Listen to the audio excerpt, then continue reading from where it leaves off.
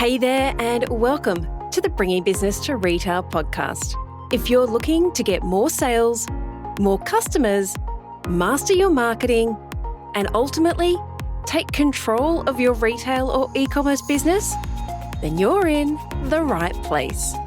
I'm Selena Knight, a retail growth strategist and multi-award-winning store owner whose superpower is uncovering exactly what your business requires to move to the next level. I'll provide you with the strategies, the tools, and the insight you need to scale your store. All you need to do is take action. Ready to get started?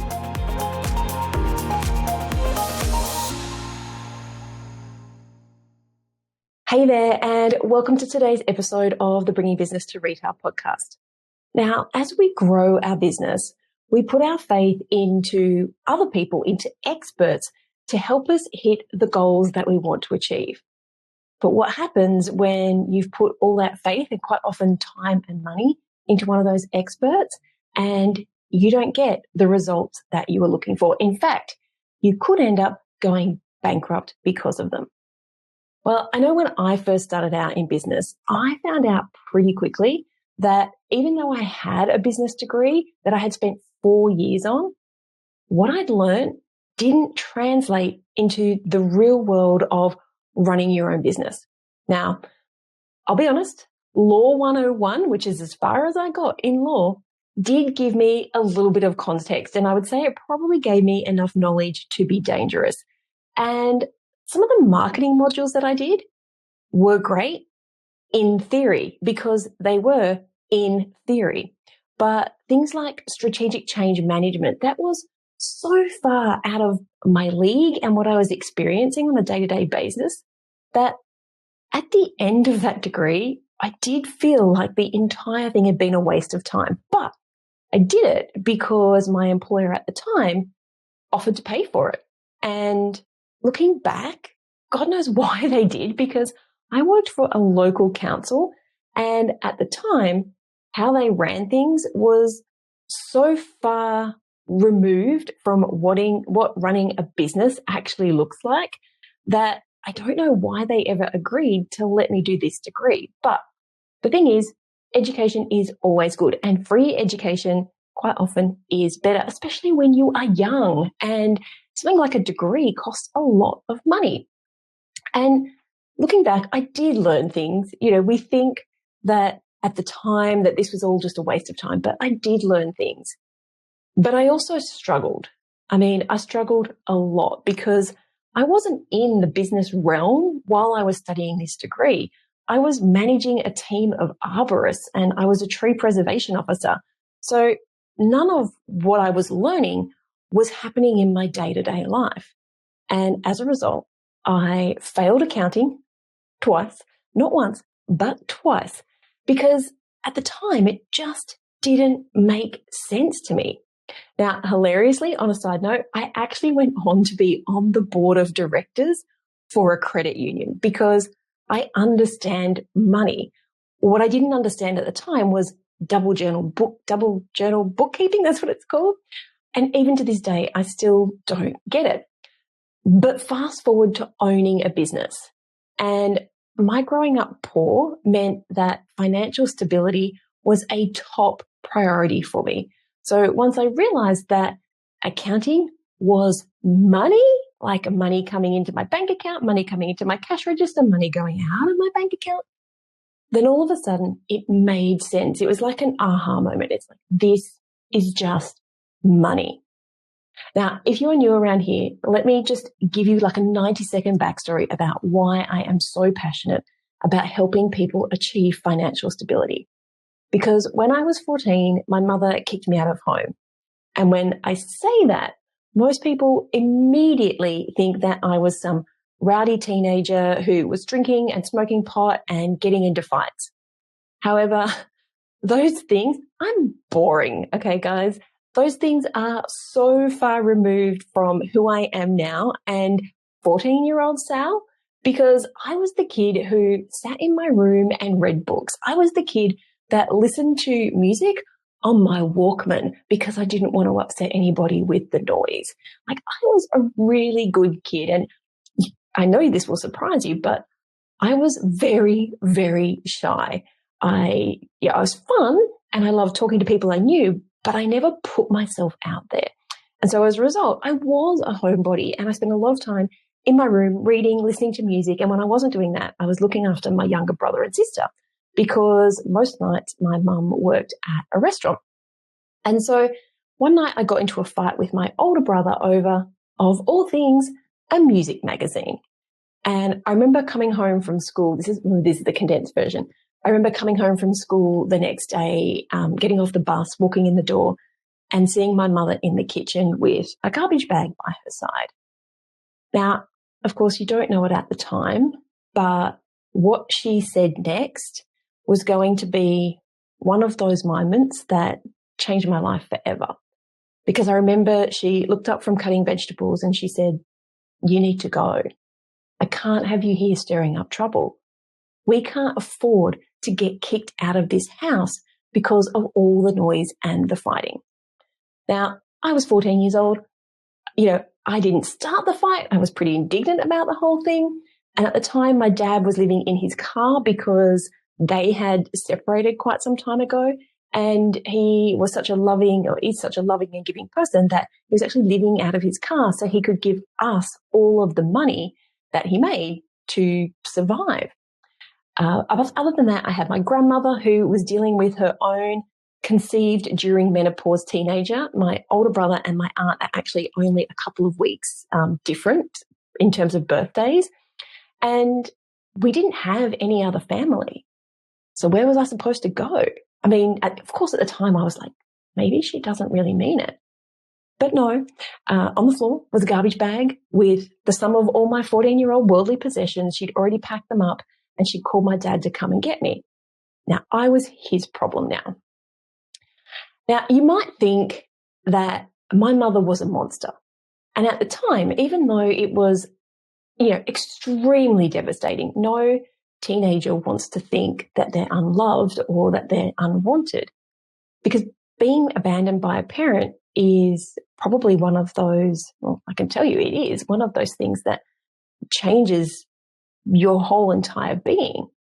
But of course, in hindsight, it was one of the most pivotal moments of my entire life.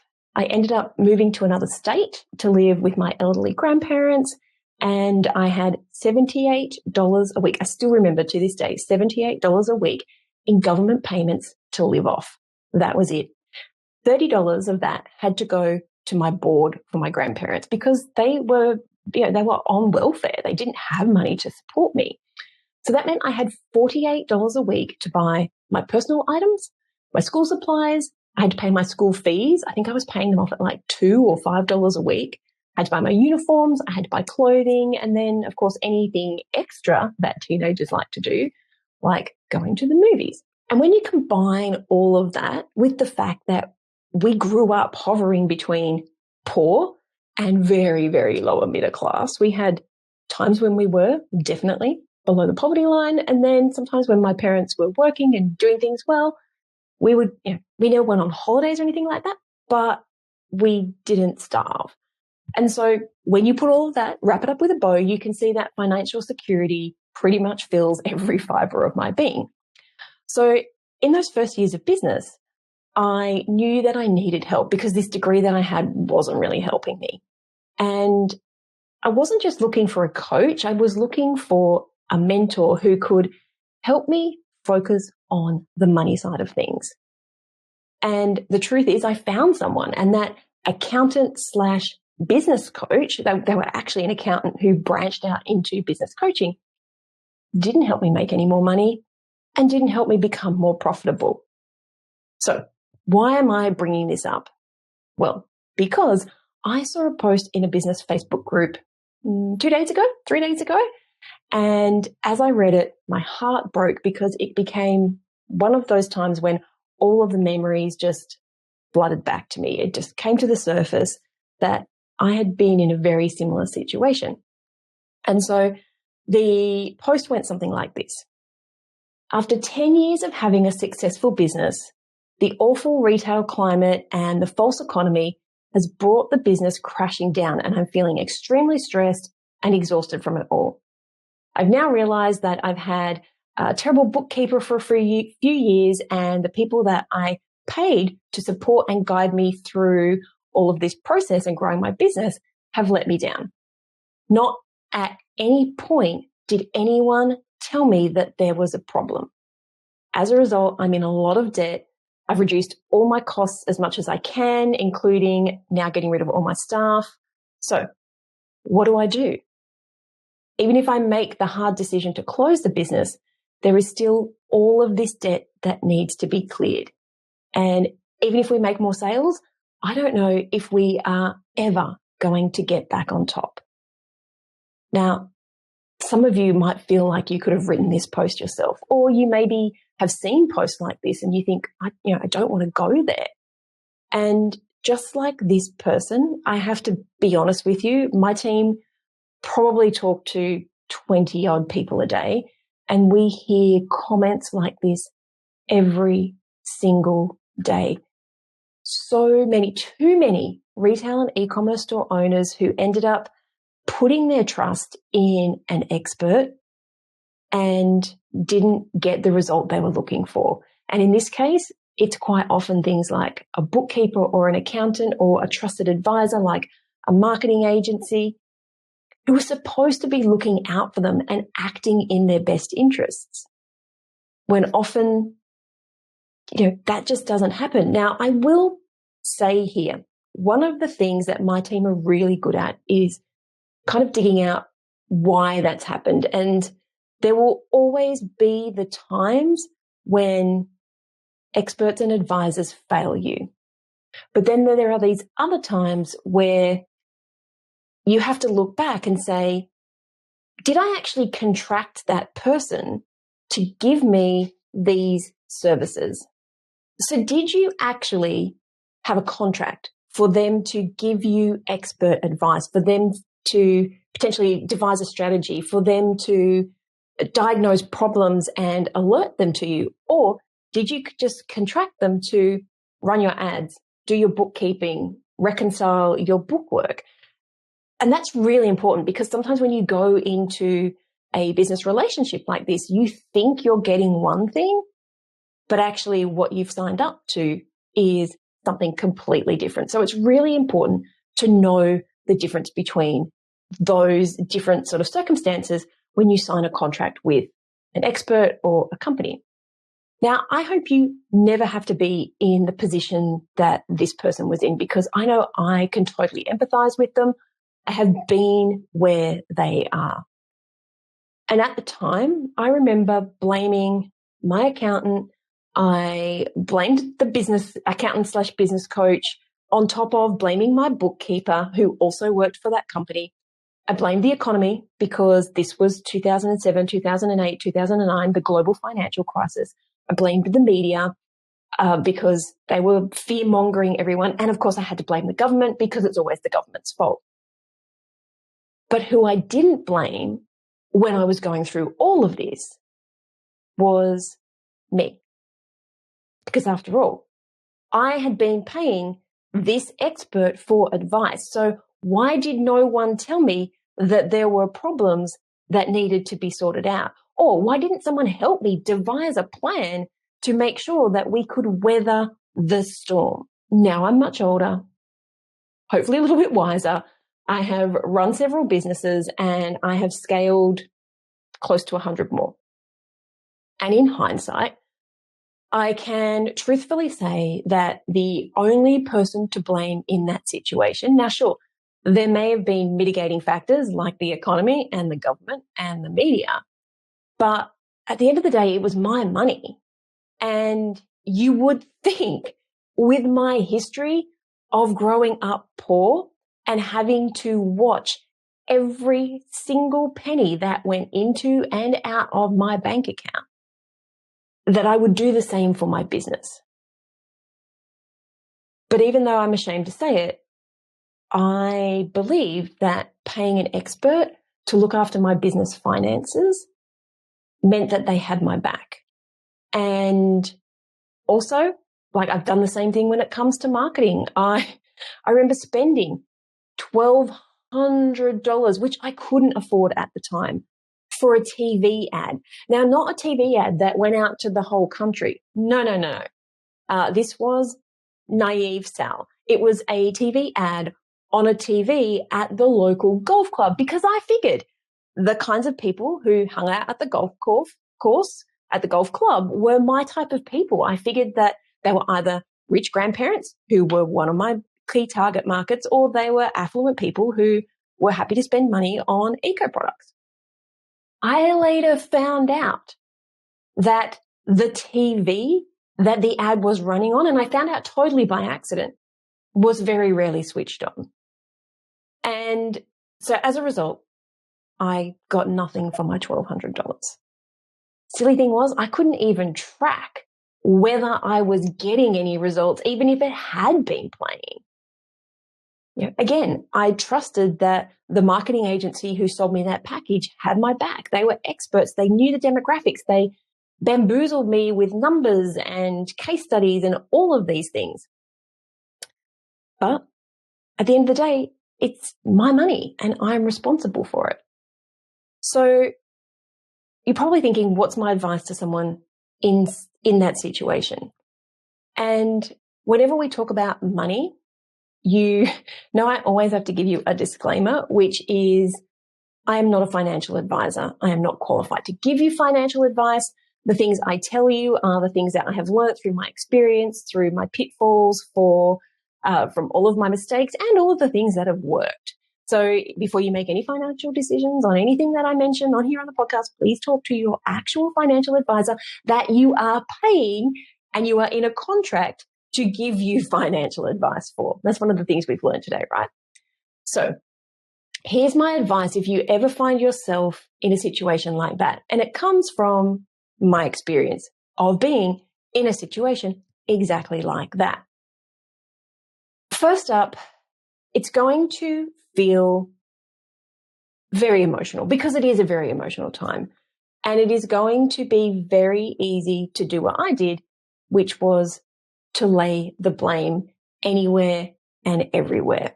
But you have to look at times like this, and you will know if you've been through, you know, a down part, if you've been through one of those rock bottom moments, you realize that they're actually opportunities. It doesn't seem like it at the time, but in hindsight, they are opportunities for us to change the way we think, change the way we act, change processes, change all the things, you know, change our lives. And so you have to look at this as an opportunity to take a good hard look. Is that an Australian saying? To take a good hard look at your business and see whether, in all honesty, in your heart of hearts, is this a truly viable business? Or is it something that you started or that you do to fill your cup?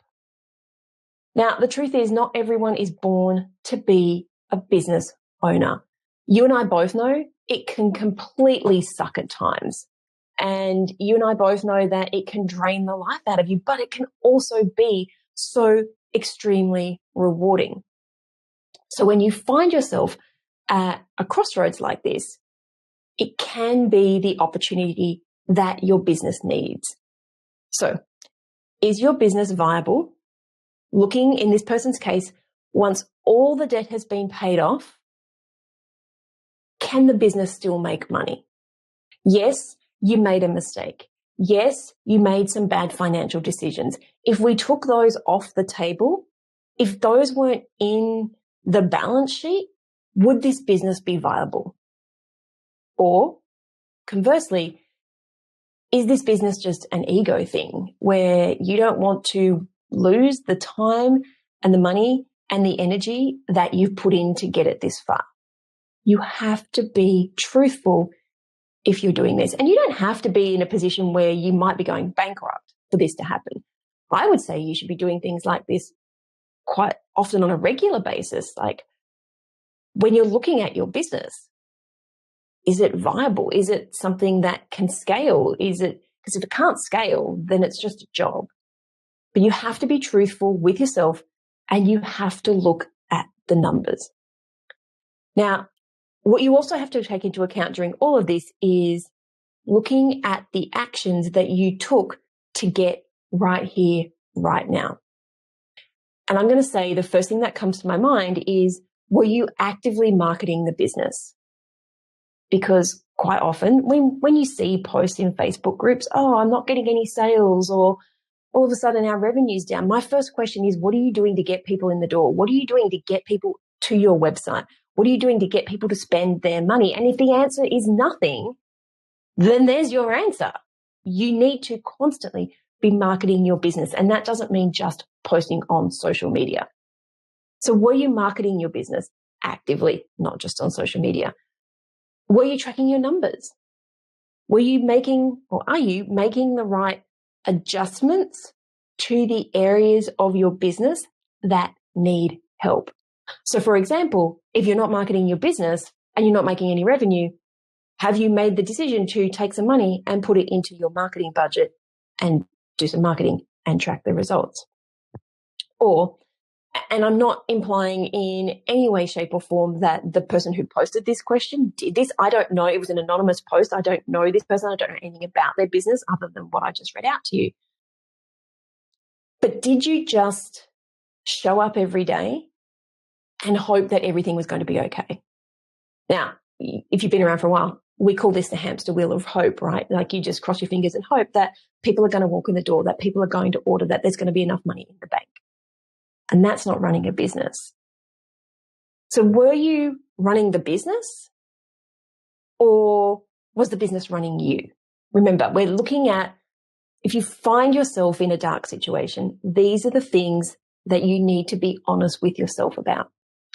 And if you are paying experts, whether it is a financial advisor or an accountant or a bookkeeper or a marketing agency or a business coach,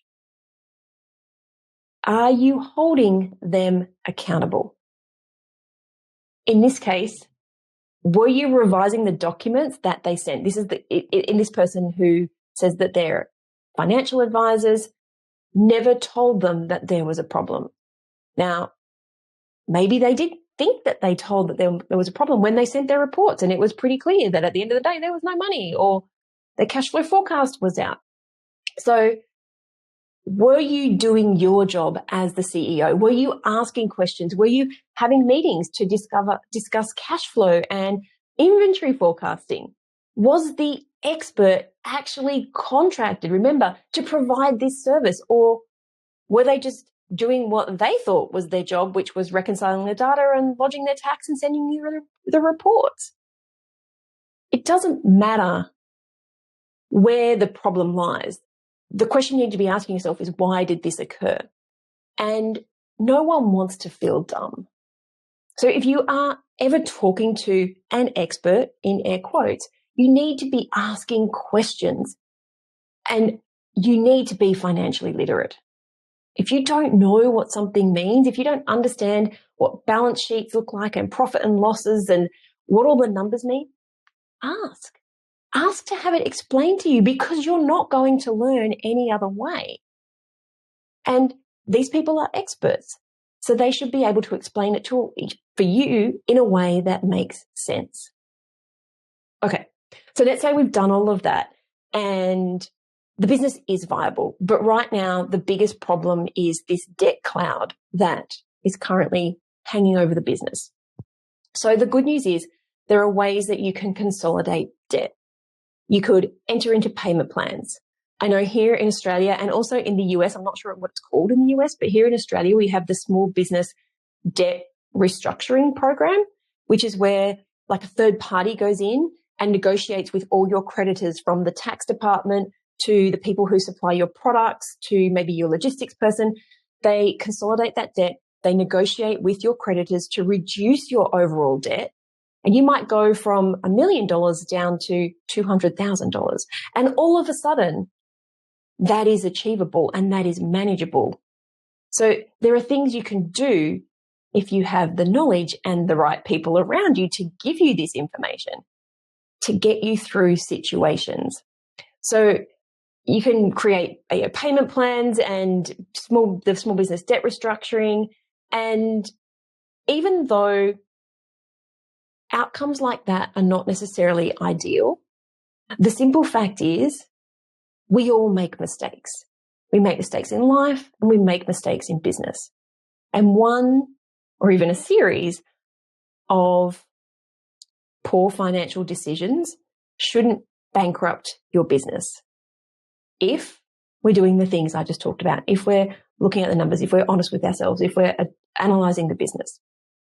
So, of course, what can happen when you take this in-depth look at your business is that you decide that either the business isn't viable or perhaps you just don't want to do it anymore. Like I said, running a business is really hard work, in which case the business will need to be wound up, or wait for it, you could potentially sell your business. And you're probably thinking, WTF, Sal, are you crazy? How could I sell my business that has all of these debts? Well, sometimes people are looking for debt that they can use to reduce their balance sheet. Businesses run very differently. Or maybe you have assets that they want. Maybe you have a bricks and mortar store that they want the location to, or you have access to suppliers that they haven't been able to get because there are exclusivity arrangements. There are a whole bunch of assets in your business that you can sell, even if your business has debt. Now, the good news is the vast majority of businesses can not only be saved if you find yourself in a pickle, let's just call it a pickle, but they can be thriving, profitable assets that serve their customers and create financial security for the owners and the employees. Because I know that in most cases, businesses fail because of two things. Number one, they run out of money. Or number two, the founder, who is the driving force behind all of the business, simply runs out of energy. And the main reason for that is that we simply aren't taught this stuff. We aren't taught how to run a business in school. I have a business degree and I can tell you 100% that what I learned in that degree, maybe 2% of what I learned, I actually needed to run a successful business. And my degree was a Bachelor of Business in Business Administration, right? Managing the business. And yet I'm going to say like 2% of what I learned could actually be used in the real world.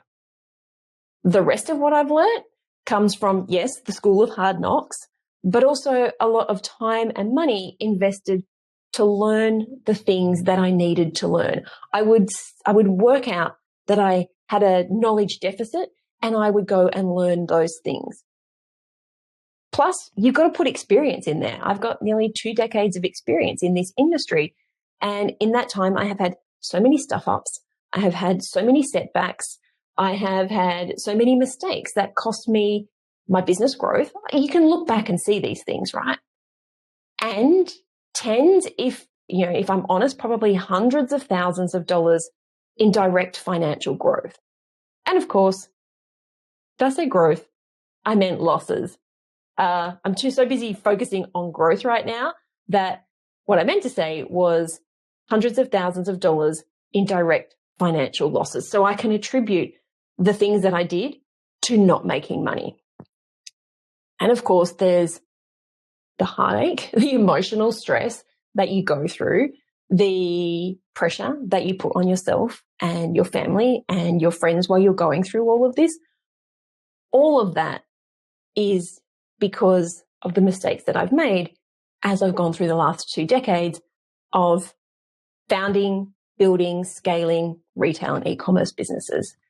And so what I want to do is to invite you to my 5-day free challenge. I've called it How to Double Your Sales in 90 Days. Now, over these 5 days, you'll be rolling up your sleeves and taking action because that's the kind of person that I am. You'll be taking action to change the trajectory of your business.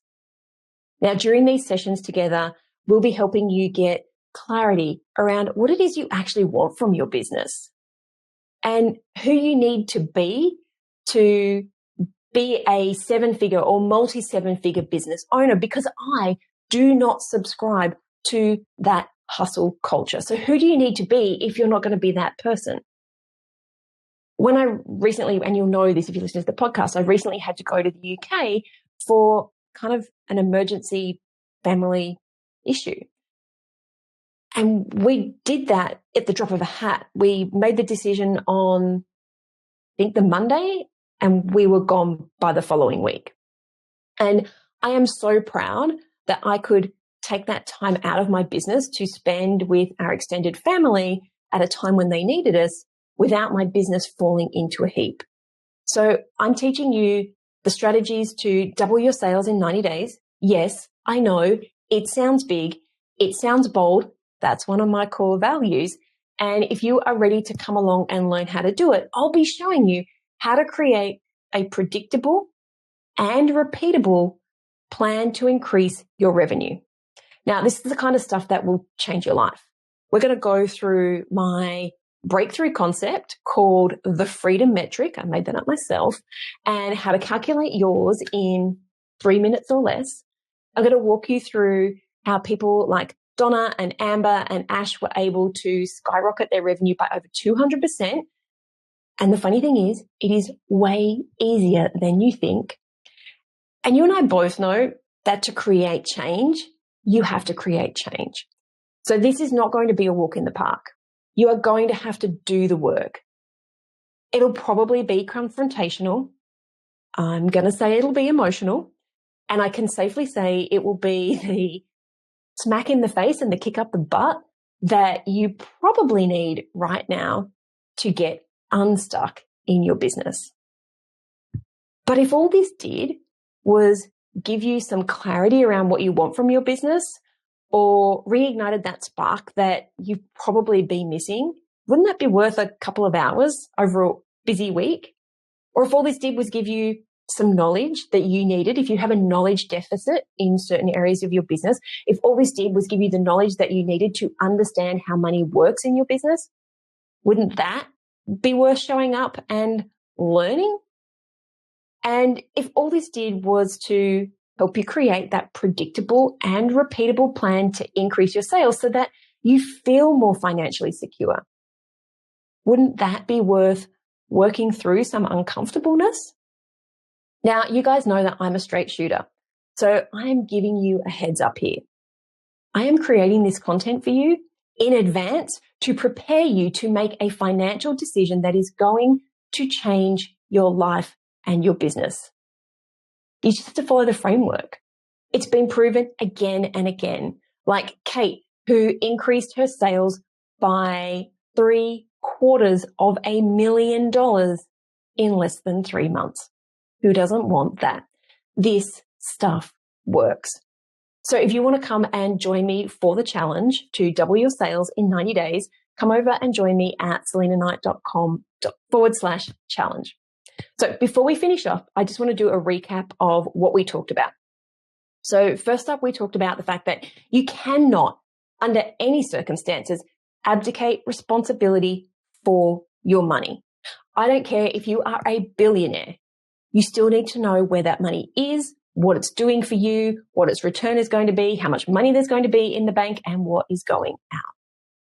And if you are hiring experts, make sure that you are both on the same page about the services that they're providing, what's included and what isn't. And you have to hold them accountable. Okay, so that said, if you want to come and join me and learn how to double your sales in your retail or e-commerce business in 90 days, I cannot wait to see you there. Head over to selinaknight.com/challenge and join.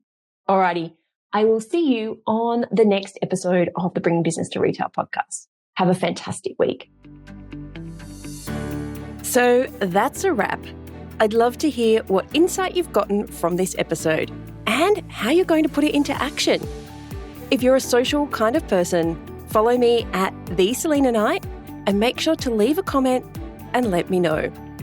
And if this episode made you think a little bit differently, or gave you some inspiration, or perhaps gave you the kick that you needed to take action, then please take a couple of minutes to leave me a review on your platform of choice. Because the more reviews the show gets, the more independent retail and e-commerce stores just like yours that we can help to scale. And when that happens, it's a win for you, a win for your community, and a win for your customers. I'll see you on the next episode.